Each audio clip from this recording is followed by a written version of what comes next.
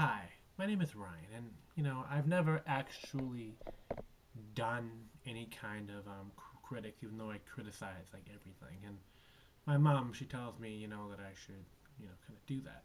So this is my first. If I don't even know if anyone's ever gonna want to read this or watch it, but if anyone's interested, look, I love Smallville.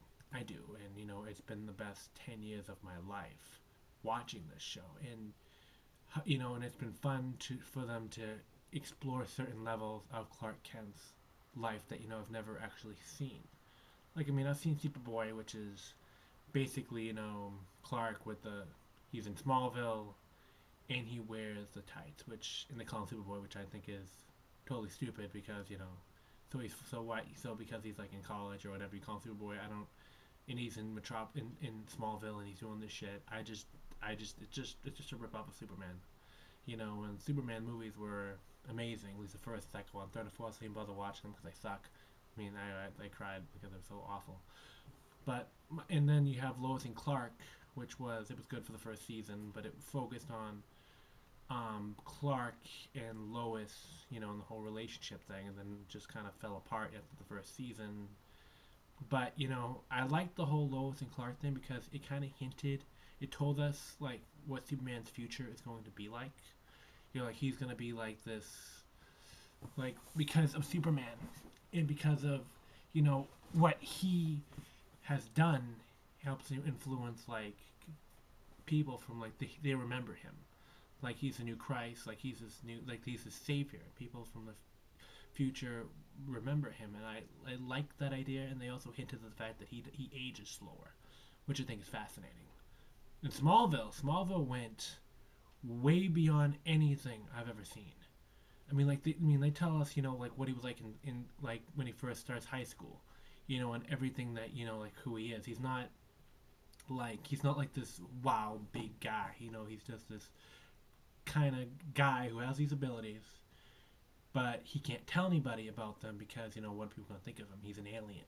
He's got these powers, and there are meteor infected people who have certain abilities, and it came during the meteor shower when Clark Kent actually, when he came to Smallville, which I think is, which I really like that whole concept is that because of him, he caught like him certain things happen like like Lana's parents were murdered, which they died in the meteor shower, which isn't cool, but it just shows the fact that these villains are coming because he happened, because he came. These things are happening, which I like better than like say Spider-Man, all these other superheroes. I love Spider-Man, but these other superheroes, like when they get on the suits, all of a sudden the bad guys start coming. So it's like whatever. But I like how Smallville does it, where basically the bad guys happen because he arrived, which I think is really interesting. It's more realistic, at least to me, and it's also nice, to watch a hero develop. To come into his own. Like I've watched Clark Kent. He didn't know what to do. He didn't know, where he fit. He didn't even know where he's from, and it's fun for us fans because we know where he's from. We know who he is. Season two. Like he thinks that he's, like it said, like he finally like learns he's from Krypton. He opens the ship and it says that he's supposed to rule with strength. So he thinks I was supposed to conquer. Where am I from? And we know that he was sent here to save the world, save the Earth. And throughout the entire show, he's always resisted. He's always resisted that whole thing, of who he is. He wants to be human. He wants his powers to be gone, which most people probably wouldn't, because who wouldn't want to be super strong, super fast, all that fun shit that he is. But he wants to be human, and because he's lived amongst the humans. And he's always, throughout the entire show, he's always fought his destiny. And every time he's like, his father tells him, he's supposed to follow him, but Clark's like, no, I'm not, and he's not given a choice, so he blows up his spaceship, and but due to that consequence, his mom and dad are driving home, and they're pregnant. They lose the baby because of him, because he disobeys his father. One. Number two, he's supposed to find these crystals, and they're supposed to create the fourth solitude. He doesn't know that, but but Gerald tells me he's supposed to find them. He doesn't really bother looking till like the end. He finds one, when he's basically flying, and because he was, I guess, possessed, or whatever the heck happened. But I mean, he flew. He's basically doing Jarrell's bidding until Martha separated him, and I mean, I mean, if you watch it, you get it. I'm not gonna explain it. I mean, I could explain it, but most people look at me like, what the fuck? But it's that whole, it creates his fortress of solitude. But I mean, he does it at the end. But anyway, once he creates it, he's supposed to apparently do his training. Which he's supposed to learn all this stuff. But the thing is that, and he's interested. But I mean, like, then Chloe kind of gets transported with him, and he's supposed to come back. He's supposed to. He starts with Jarrell to come back, but he doesn't. He says, "I'll be back on when the sun comes down." So anyway, he fights the evil he's supposed to face. But the thing is he doesn't come back in time, and he loses his powers, which I think is interesting. But the thing is that third episode, season 5, he gets shot. And the thing is that Jarrell has to save him. But the thing is that Jarrell tells him that the life force of someone he loves will be exchanged for him. So it's like every time he does a bit, like when something goes, it's just every time he does something against, it's something wrong comes. I tell you all about it. But the thing is, I love watching this character. It's like throughout the entire show, he's always pushed away his destiny. And he's always had like this great destiny to save the world. I don't think he's really understood that because of his human side. Lana comes in, and Lana kind of distracted him for a while. Because I remember in season 7, episode after episode 1, he realizes that I'm never going to be human. I will never be. I want to be human, but I'm never going to be. And he decides to go and take, and do his training in episode 2. But but his cousin comes in, Supergirl, and his whole thing, and Jarrell tells him to take care of her.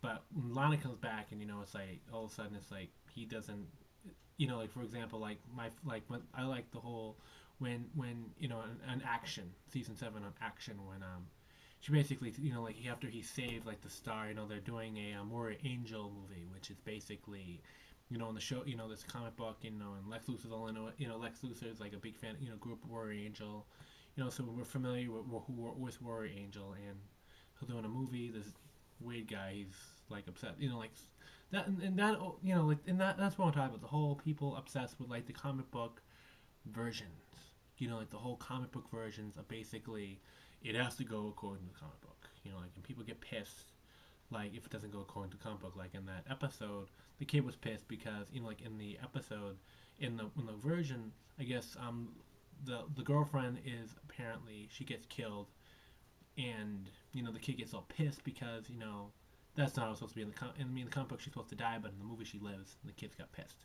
and so it just tells me like people take this thing too seriously. Like, I mean, don't get me wrong, I do like it when things do follow the comic book, but not to that extreme. Like, I do, because honestly, like, for example, like one episode, like Chloe marries Oliver Queen, which apparently this kid on the thing who knows so much, who knows everything about whatever. I mean, I'd like to see him fucking write a TV show. I've never done it, so I'm not going to complain. But it's like, I mean, he's bitching because, he's supposed to marry Black Canary. But it's like, dude, come on. I mean, if everything follows, like, the story, how everything's supposed to be in the comic book, then who the hell would want to watch something that we know everything's going to happen? Like, I love Smallville, that it keeps me, like, I get, like, this feeling every time I watch it, and if knowing what's going to happen and following the whole comic book, it takes away the surprise. I mean, I like the fact that because those two had chemistry, Chloe and Oliver, because those two had chemistry and they were really cool. So, I mean, I like that they got married, and honest to God, I really could care. I mean, I don't care if certain people get married. I don't even give a shit if Clark and Lois get married. I mean, I know they are, but it doesn't mean anything to me. I just like the story, and if the story doesn't go according to the comic book, I'm cool with that. Because, like, I watch Booster, and, like, it's basically this dude, he's from the future, and basically he steals this this Legion ring, which is basically time travel, and basically in like the future they all know who Clark is, everybody, because he's this big hero, big time star. So Booster Gold comes back to basically steal Clark's thunder, before he becomes Superman. He wants to take over and be this hero, because before, back then, he's just this loser. He was this big football star, but he bet on his own games. He'd basically lose the games, and he got caught. And he lost everything. So it's like so he wants to come and reclaim that prize. But and the thing is that I knew about Booster Gold, and I mean, like I did feel like emotional the whole thing, but it's like I really want the suspense, the surprise, the whole thing of wondering who Booster Gold is. But knowing who he is and knowing him fallen character, it doesn't give me that whole satisfaction of the whole questioning thing and wondering, who this guy is, what the hell is he doing here? Where is he from? How does he, like when he walks by Clark and like he sees his glasses, like very nice glasses, like he knows who he is, and I knew he knew all that stuff. So it's like yeah, it's cool when they follow the comic, but I don't want it to follow to that extreme because it's not really original. I mean, for example, Spider-Man marries Mary Jane. All right. Personally, I don't give a flying shit if he marries Mary Jane. I'm a big Spider-Man fan. I know this character better than anybody. But if someone took like a different take on the character, I'm cool with that. I don't. It doesn't bother me. I know comic book fans want the heroes to basically, follow the comic book. But personally, it's like if they do that, why would you want to watch that? Why would you want to watch a story that you already know is going to happen? I would rather watch a story that, at least I just want, to me personally, as long as the characters stay true to the comic books, like their personalities are true to the comic book, I don't care which path they take, as long as it's interesting. If it's an interesting story, I'll watch it. I'm not going to complain because, oh, Spider-Man doesn't marry Mary Jane. I got news for you. In the animated series. In the comic book, Spider-Man, Peter Parker has a thing for Betty Brant, and who's basically J. Jonah Jameson's the front desk chick. Then he goes for Gwen Stacy, and he's in love with her until the Green Goblin basically kidnaps her.